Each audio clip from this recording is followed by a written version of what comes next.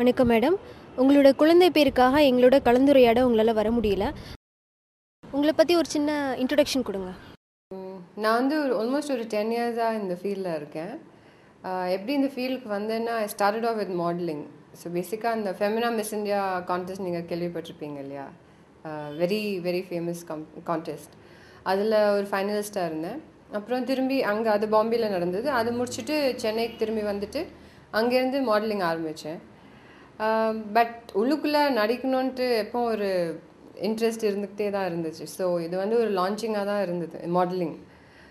So ஒன்று ஒன்றா ads பண்ணி, அப்புறம் ரேம்ப் ஷோஸ் நிறைய பண்ணி, அப்புறம் ஸ்டேஜ் நடிக்கிறது, அதாவது தியேட்டர், தமிழும் இங்கிலீஷ் தியேட்டரும் நிறைய பண்ணியிருக்கேன். ஸோ அங்கேருந்து அப்புறம் சில டிரெக்டர்ஸ் என்னை பார்த்துட்டு அப்புறம் TV serials, very interesting serials, இப்போது நாகா சார், அப்புறம் கே பாலச்சந்தர் சார், அவர் கூட எல்லாம் நான் பண்ணியிருக்கேன். அப்புறம் சுந்தர் கே விஜயன் சார்.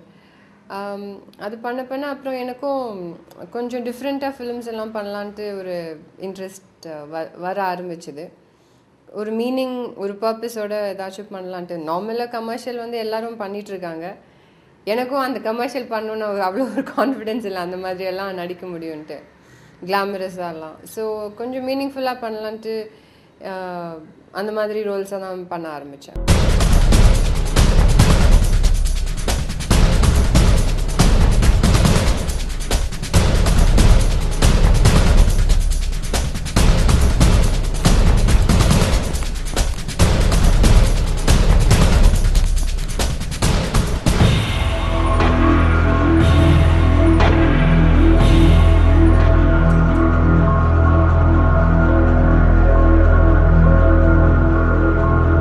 தமிழ்,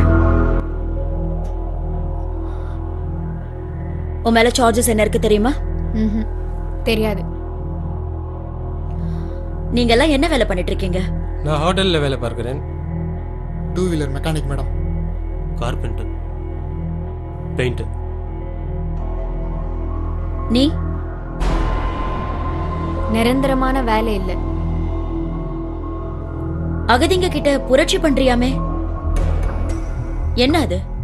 உண்மைகளை சொல்வது. உண்மைகளை சொல்வது. என்ன படிச்சிருக்க?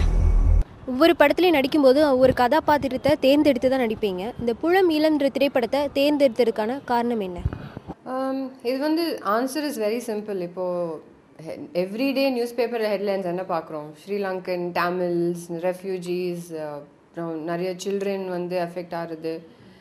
இந்த படத்தோட director, that is mister Kalaivendhan, அவர் வந்து என்னை அப்ரோச் பண்ணப்போ நான் நினச்சேன், அட்லீஸ்ட் ஒரு நல்ல ஒரு பர்பஸ்க்காக இந்த படம் பண்ணுறாங்க. So why not be part of it? And I'm sure இது வந்து நிறைய இடத்துக்கு போய் சேரும் இந்த படம், இந்த மெசேஜ் வந்து. ஸோ அவங்களுக்கும் மற்றவங்க அவங்க மேலே ஒரு அக்கறை எடுத்து இதெல்லாம் பண்ணுறாங்கன்ட்டு அவங்களுக்கும் ஒரு ரீஅஷூரன்ஸ் மாதிரி இருக்கும். ஸோ நானும் இந்த படத்தில் பார்ட்டிசிபேட் பண்ணேன். இந்த படத்தில் நீங்கள் பேமெண்ட் வாங்காமல் நடிச்சிருக்கீங்க, அதுக்கு காரணம் என்னன்னு சொல்ல முடியுமா? படத்தோட பர்பஸே வந்து ஒரு நல்ல பர்பஸ் இல்லையா? அங்கே வந்து எத்தனை ஆயிரக்கணக்கான மக்கள் வந்து ஆல்மோஸ்ட் டெத்து கூட சொல்லலாம். நிறைய பேர் சாகுறாங்க, நிறைய பேர் காயப்படுறாங்க, நிறைய குழந்தைங்க வந்து அம்மா அப்பா எல்லாமே இருக்காங்க. அந்த மாதிரி ஒரு சூழ்நிலையில் இப்போ 1 or 2 days நான் ஷூட் பண்ணி வரைச்சில் இப்போது பேமெண்ட் வந்து தான் பண்ணணுன்ட்டு எதுவும் இல்லை. So I thought why not. அது மட்டும் இல்லாமல் ப்ரொடியூசர், டிரெக்டர் எல்லாம் அவங்க ரொம்ப பேஷனேட்டாக அந்த படம் பண்ணிகிட்டு இருந்தாங்க, ஒரு ஒரு நோக்கத்தோட.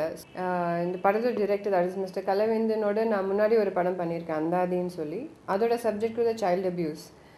அது ஒரு ரொம்ப இன்டென்ஸான சப்ஜெக்ட் அண்ட் நல்ல சப்ஜெக்ட். ஸோ அதுலேயும் ரொம்ப சாட்டிஸ்ஃபேக்ஷன் இருந்தது. ஸோ அவங்களே வந்து என்னை இந்த மாதிரி ஒரு ரோல், இந்த மாதிரி ஒரு படத்துக்காக அப்ரோச் பண்ணுறச்ச நான் எடுத்த உடனே சொல்லிட்டேன், ஐயோ சார், நான் வந்து ப்ரெக்னெண்ட்டாக இருக்கேன், ஆல்மோஸ்ட் டெலிவரி டியூ டேட் வந்துடுச்சு, இன்னும் ஒரு 10 days தான் இருந்துச்சு பாக்கி. ஸோ நடக்கிறதே ஒரு மாதிரி நான் நடந்துட்டு இருந்தேன். பட் அவர் சொன்னார், இல்லை பரவாயில்ல. அவங்க யோசிக்கவே இல்லை பரவாயில்ல, அது பரவாயில்ல, நீங்கள் பண்ணிக்கோங்க. நான் நினச்சேன் அவங்க 2 நாள் யோசித்து எனக்கு திரும்பி ஃபோன் பண்ணுவாருன்ட்டு. எனக்கே சர்ப்ரைசிங்காக தான் இருந்தது. அப்புறம் சொன்னார், இல்லை நான் கேரக்டர்லேயே இன்கார்பரேட் பண்ணிக்கிறேன், அவங்க அந்த கேரக்டரே ப்ரெக்னெண்ட்டாக இருக்கிற மாதிரி பண்ணிக்கலான்ட்டு. சாப்பாடு கொடுத்தாங்களா? ட்ரெஸ் கொடுத்தாங்களா? தமிழ் பத்தின ரெக்கார்ட் இவ்வளவுதானே? Yes madam. கொடுங்க. Sit.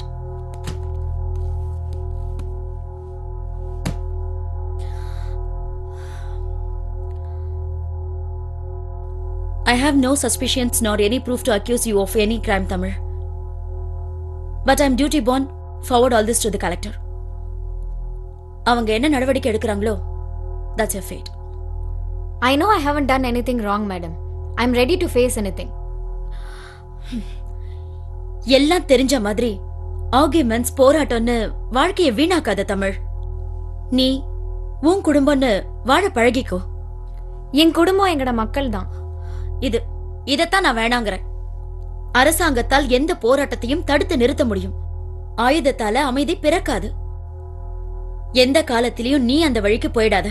புரியுதா? ஆயுதத்தால் அமைதி பிறக்காது, சரிங்க மேடம். ஆனால் அரசாங்கம் ஏன் அமைதி பிறக்க ஆயுத பிரயோகம் செய்கிறார்கள்? முரண்பாடாக இல்லை? முரண்பாடுதான். சரி, அப்போ பரவாயில்லையே, டிரெக்டர் எப்படி சொல்லும்போது எனக்கு என்ன, நல்ல படம், அதுவும் நல்ல சப்ஜெக்டு, நல்ல ஒரு பர்பஸ்க்காக பண்ணுறது. அம்மா வந்து கொஞ்சம் பயந்துகிட்டே இருந்தாங்க, இந்த நேரத்தில் இவ்வளோ தூரம் போகணுமா, ஏன்னா லொக்கேஷன் கொஞ்சம் வீட்டிலேருந்து கொஞ்சம் தூரமாக தான் இருந்தது.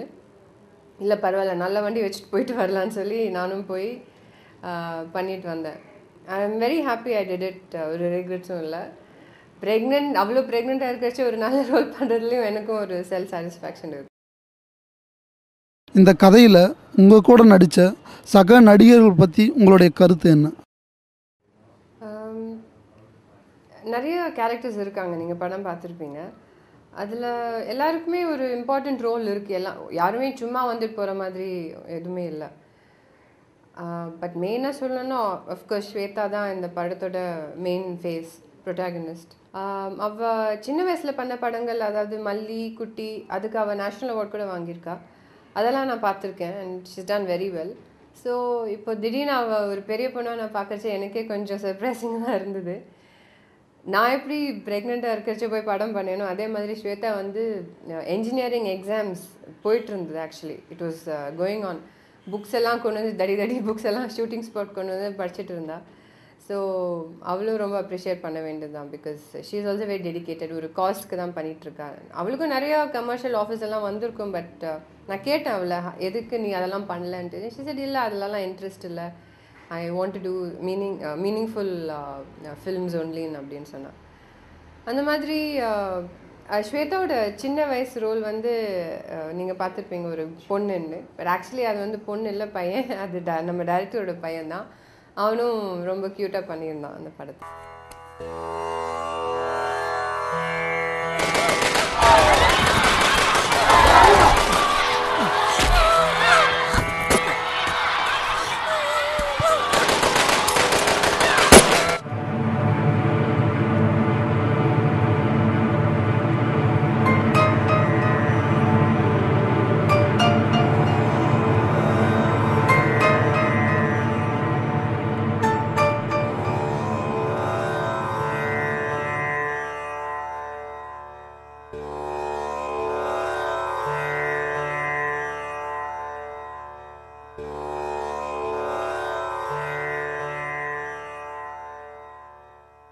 நீங்கள் ஒவ்வொரு கதையுமே வந்து சூஸ் பண்ணி தான் நடிச்சிட்ருக்கீங்க.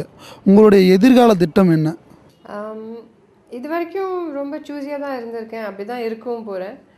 So interesting subjects, interesting directors, நல்ல என்ன சொல்கிறது, நல்ல டீம், கோ ஆக்டர்ஸ், இதெல்லாம் நல்லா வந்ததுன்னா of course I will take it up. அதில் டவுட்டே இல்லை.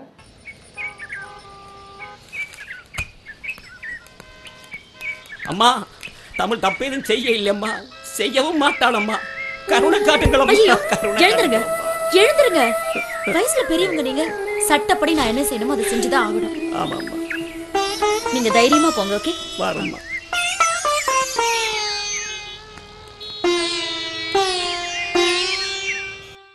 இந்த தமிழ்நாட்டு தமிழர்களும் வடக்கு ஈழத்தமிழர்களும் ஒன்று சேர்ந்தால் தங்களை கடலை தள்ளி போடுவாங்க, தங்களை அழிச்சு போடுவாங்கன்ற பயம் அதுக்கு முதலே வந்துச்சு. சிங்களவன்ட்ட படிப்படியாக இருந்தது. அதே மாதிரி ஈழத்தமிழர்கள் அந்த தமிழர் விடுதலை பெற்று போனால் இங்கே இருக்கிற 6 கோடி தமிழ் மக்களும் விடுதலை வைப்பாங்க என்ற பயம் வடக்கில் இருக்குது. இந்தியாவின் வடக்கில் இருக்குது. வடக்கில் இங்கே ஒரு வடக்கில் பயம் இருக்குது, அங்கே ஒரு தெற்கில் பயம் ஒன்று இருக்குது. அங்கே சிங்களோட உண்மையாக இருக்கிற பயம் வந்து தமிழ்நாட்டு தமிழன் ஈழத்தமிழன் சேர்ந்துட்டாங்கன்னு சொன்னால் தங்கள் நாசமாக்கிடுவான். சிங்களர்கள் வந்து ஒரு பயத்தின் காரணமாக எங்கே இவர்கள் வந்து தமிழ்நாட்டுக்காரங்களோட சேர்ந்துக்கிட்டு நம்மளை அழித்து தூக்கி போட்டுருவாங்களோ அப்படின்னு சொல்லிட்டு பயப்படுறாங்கன்னு சொல்கிறீங்களா? அது அல்ல. இது அதிகார வர்க்கம் பெரும்பான்மையினுடைய வன்முறை அடையாளம் தான். இது பயம் கிடையாது. அவர்களுக்கு இருக்கிற துணிச்சல். அவர்கள் தமிழர்கள் எங்கே நம்மளை அழித்து விடுவார்களோ என்ற பயம் அவங்களுக்கு கிடையாது. அவர்களுடைய நோக்கம் என்னன்னா நம்மால் தமிழர்களை அழித்து விட முடியும் அப்படிங்கிற துணிச்சல். அதனால தான் என்ன பண்ணுறாங்கன்னா அவங்க இவ்வளோ விஷயங்களும் செய்கிறாங்க. அதனால நீங்கள் வந்து என்னென்னா ஒரு இனம் தன்னை பாதுகாத்து பெரும்பான்மை இனம் ஒரு மண்ணில் வாழ்கின்ற ஒரு பெரும்பான்மை இனம் தன்னை பாதுகாத்து கொள்ள பயந்து போய் சிறுபான்மையை அடிக்காது. புரியுதுங்களா? பயந்து போயெல்லாம் சிறுபான்மையை அடிக்காது. அது வந்து நோக்கம் என்னவா இருக்குன்னா அழிக்கணுன்ற நோக்கத்தில் தான் அதை செய்ய முடியும். இந்த கதையில் நீங்கள் எடுத்துகிற கிளைமேக்ஸ் இருக்குல்ல சார், இது வந்து நீங்கள் முன்னாடியே வந்து யோசித்து எடுத்ததா இல்லை வந்து ஒவ்வொரு டைம் ஒவ்வொரு கிளைமேக்ஸ் வைக்கலாம் அப்படின்ற மாதிரி யோசிச்சிருப்பீங்க? ஸோ இந்த கிளைமேக்ஸ் வைக்கலான்ட்டு ஏன் யோசிச்சிங்க?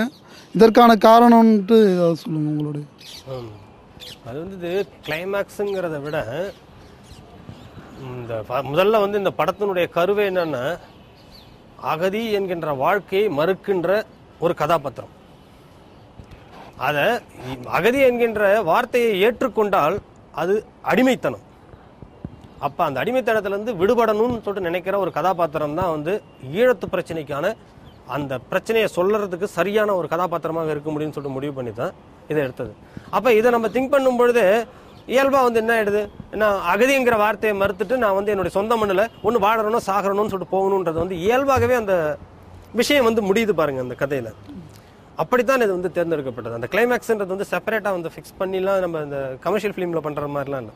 ஸோ அப்போ வந்து அதுக்கேற்ற மாதிரி உங்களுடைய கதையில் ஏதாவது காட்சியாக்கத்தை வந்து மாற்றி எடுத்தீங்களா இல்லை எப்படி இது பண்ணி? அது மாதிரியெல்லாம் எதுவும் நான் மாற்றலை. அந்த போர் தீவிரம் அடையிறதுக்கு முன்னாடி நாங்கள் ஷூட்டிங்லாம் முடிச்சிட்டோம். ஃபுல்லாக முடிச்சிட்டீங்க? ஷூட்டிங்லாம் ஃபுல்லாக முடிச்சுட்டு அதுக்கப்புறம் தான் போரே தீவிரமாச்சு.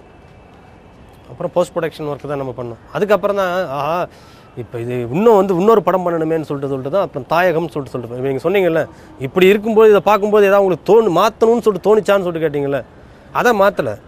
தாயகம் சொல்லிட்டு நம்ம இன்னொரு படத்தை வந்து நம்ம பண்ண வேண்டிய அவசியத்தில் இருக்குன்னு சொல்லி இதனுடைய வெளியீடு அந்த தாயகம்ன்ற படத்தினுடைய தொடக்கம் ரெண்டுமே ஒரே நாளில் நிகழும்.